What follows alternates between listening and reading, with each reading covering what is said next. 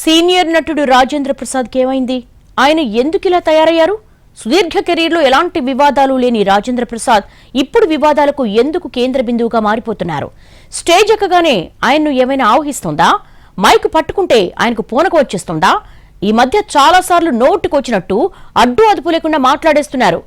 ఈ మధ్య senior director S V Krishna Reddy birthday సందర్భంగా నిర్వహించిన వేడుకల్లో కమెడియన్ అలీని ఉద్దేశిస్తూ బూతు పదం మాట్లాడారు. ఇదే స్టేజ్ పై నిర్మాత కె అచ్చిరెడ్డిని ఉద్దేశిస్తూ అనుచిత వ్యాఖ్యలు చేశారు. తాను ఎన్టీఆర్ అవార్డు తీసుకున్నారని చెబితే అంతా కామ్గా ఉండేసరికి చప్పట్లు కొట్టరా? బ్రెయిన్ పోయిందా అందరికీ అని సినీ ప్రముఖులపై నోరు పారేసుకున్నారు. గతంలోనూ ఇలాగే రాజేంద్ర ప్రసాద్ డేవిడ్ వార్నర్ ను బూతు పదంతో దూషించారు. పుష్ప సినిమాకు గాను హీరో అల్లు అర్జున్ కు ఉత్తమ నటుడిగా నేషనల్ అవార్డు ప్రకటించిన తర్వాత కూడా నోరు పారేసుకున్నారు. అచ్చనా నీ సంగతి బయటికి వెళ్ళక చూసుకుందాం. మనం ఎప్పుడూ ఉన్నదే కదా.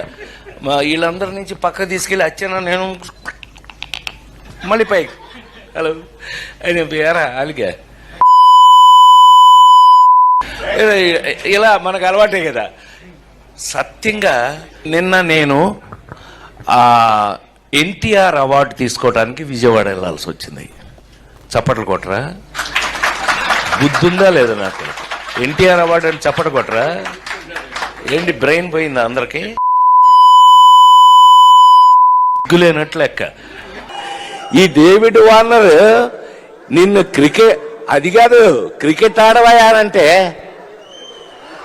అంటున్నాడు. మామూలుడు కాదండి వీడు. ఏ వార్నర్ బి వార్నింగ్.